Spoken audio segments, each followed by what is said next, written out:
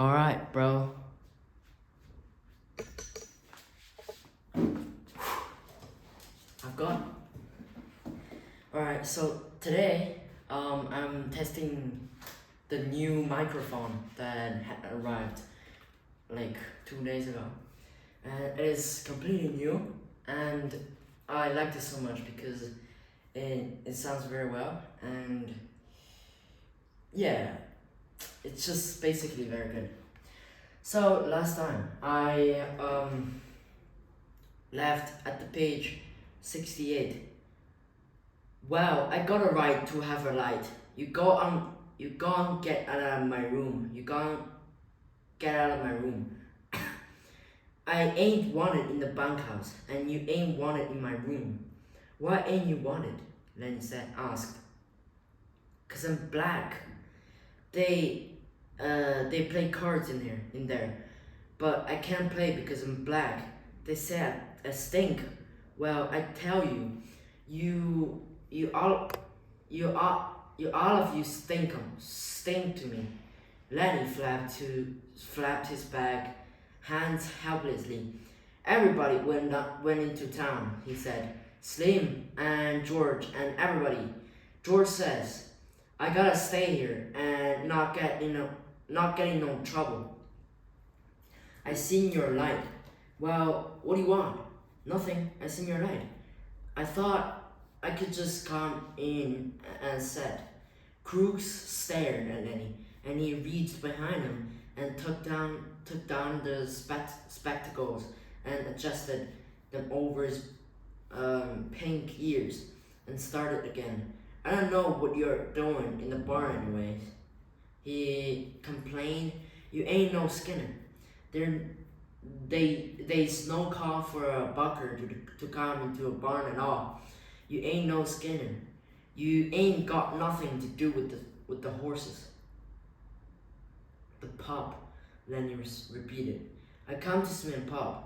Well, go see your pub then. Don't come in the place where you're not wanted. Lenny lost his smile. He advanced a step into the room, then he remembered and backed to the door again and looked at him a little. Slim says, I ain't to pay him very much, Crooks said. Well, you've been taking him out the nest all the time. I wonder the old lady don't move him someplace else. Oh, she don't care. She lets me. Lenny had moved into the room again. Crooks scowled, but Lenny's disarming smile defeated him. Come on in and sit well. Crooks said, long as you won't get out and leave me alone, you might as well sit down. His tone was a little more friendly. All the boys got into town, huh? All but old Kenny. He just sits in the bunkhouse, sharpening his pencil and sharpening his figuring. Crooks adjusts his glasses. Figuring? What's Candy figuring about? Lenny almost shouted. About the rabbits. You're nuts, said Crooks. You're crazy as a wedge. What rabbits you talking about? The rabbits we're gonna get, and I get to 10, cut grass and give 'em water, and like that. Just nuts, said Crooks. I don't blame that guy you travel with for keeping you out of sight. Lenny said quietly, I ain't no lie. We're gonna do it. Gonna get a little place and live on a fat of the land. Cruz settled himself more comfortably on his bunk. Sit down, he invited. Sit down in the nail keg. Lenny hunched down on the little barrel. You think it's a lie, Lenny said. But it ain't no lie. Every word's the truth. And you can ask George. Crooks put his dark chin into his pink palm. You you traveled among with George, don't you? Sure, me and him goes every place together. Crooks continued. Sometimes he talks, and you don't know what the hell he's talking about. Ain't that so? He leaned forward, boring Lanny with his deep eyes. Ain't that so? Yeah, sometimes. Just talks on, and you don't know what the hell it's all about. Yeah, sometimes, but not always. Crooks leaned forward over the edge of the bunk. I ain't a Southern Negro, he said. I was born right here in California. My old man had a chicken ranch, about 10 acres. The white kids come to play at our place, and sometimes I went to play with them, and some of them was pretty nice. My old man didn't like that. I never knew till long later why he didn't like that, but I know what I know now. He hesitated, and when he spoke again, his voice was softer. There wasn't another colored family for miles around, and now there ain't a colored man on this ranch, and there's just one family in Soledad. He laughed. If I say something, why it's just N-word saying that. Lanny asked, "How long do you think it will be before them pups will be old enough to pet?" Crooks laughed again. "A guy can talk to you and be sure you won't go blabbing. Couple of weeks on, and then pups will be all right. George knows what it's about. Just talks, and you don't understand nothing." He leaned forward excitedly. "This is just an N-word talking, and a busted black N-word. So it don't mean nothing, see? You can remember it anyways. I seen it over and over, a guy talking to another guy, and it don't mean nothing. Wait, and it don't make no difference if he don't hear or understand. The thing is, they're talking or they're sitting still, not talking. It don't make no difference. No difference." His excitement had increased until he pounded his knee with his hand. "George can tell you skewy things, and it don't matter. It's just talking. It's just being with another guy. That's all." He paused. Wait, I'm gonna pause to see if the micro works. Hello? Alright, it works. His voice grew soft and persuasive. "Suppose George don't come back no more. Suppose he took a powder and just ain't coming back. What do you do then?" Lanny's attention came gradually to what had been said. "What?" he demanded. "I suppose George went into a town tonight and you never heard of him no more. Crooks pressed forward some kind of prime victory. "Just suppose that," he repeated. "He won't do it," Lenny cried. "George wouldn't do nothing like that.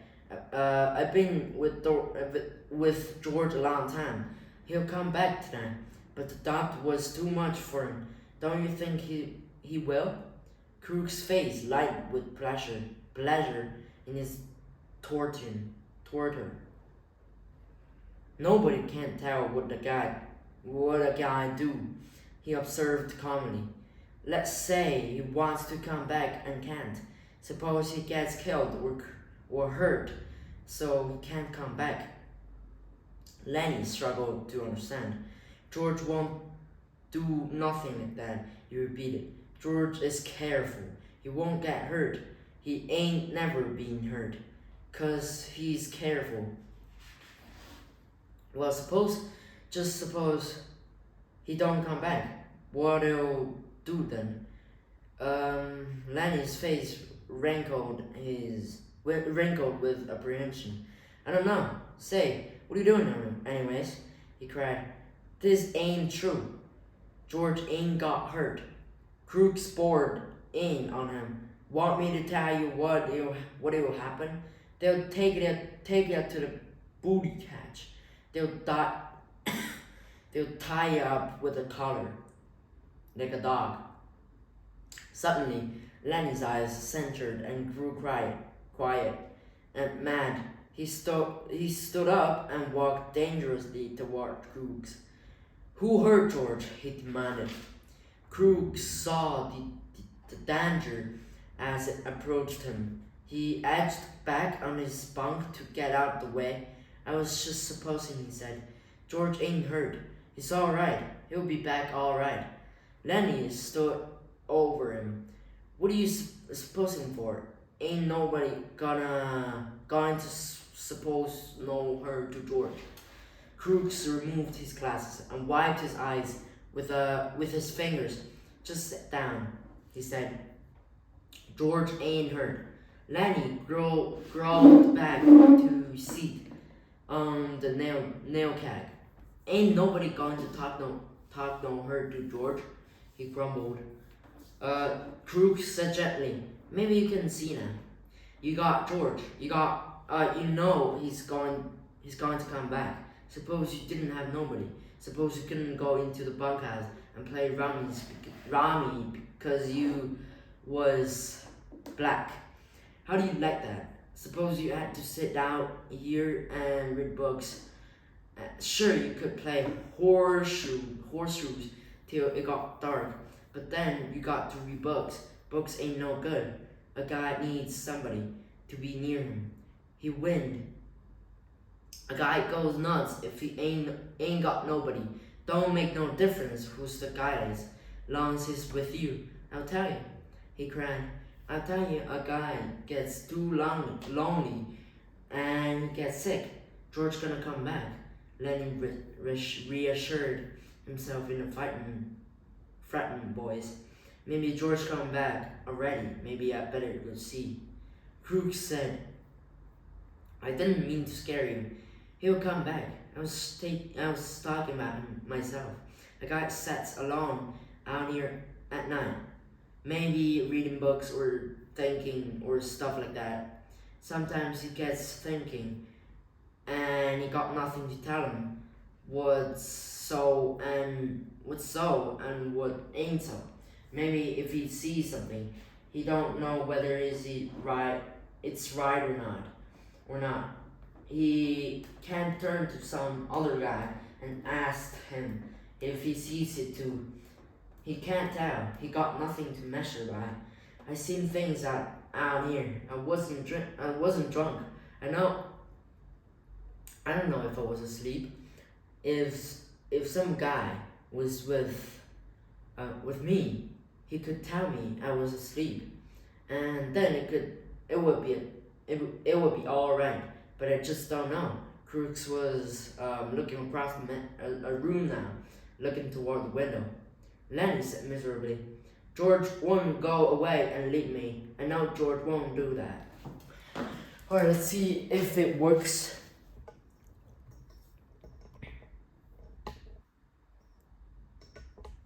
Wait. Alright, it works.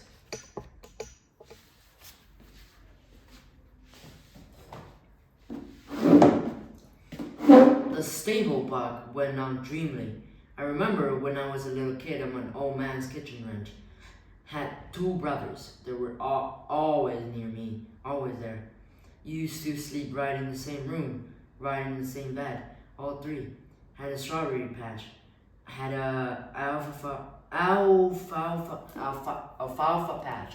Used to turn the kitchens out in the alfalfa on the sunny morning.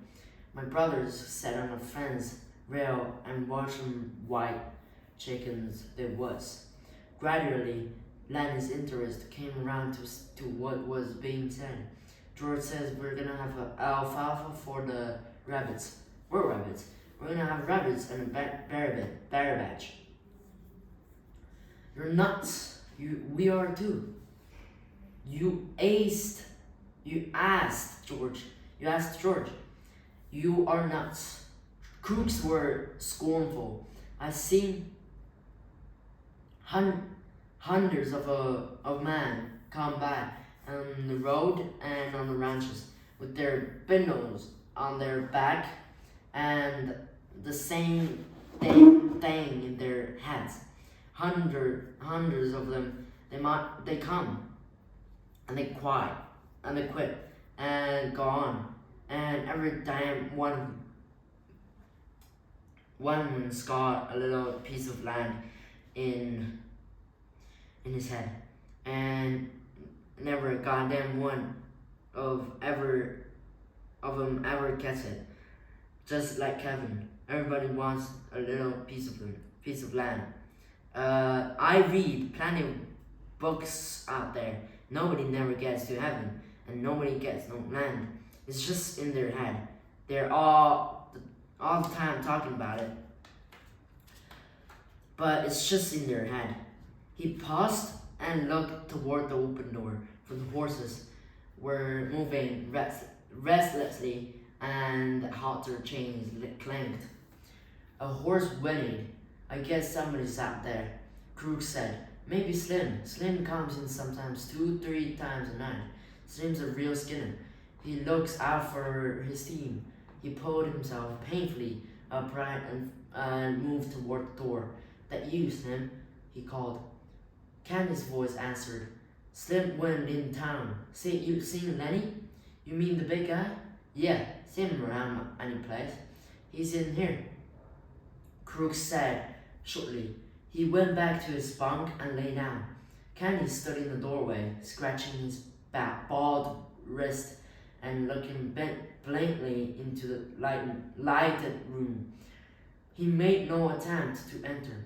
Tell you what, Lenny, I've been figuring out about them rabbits, Crook said irritably. You can come in if you want. Candy seemed embarrassed. I do know, of course.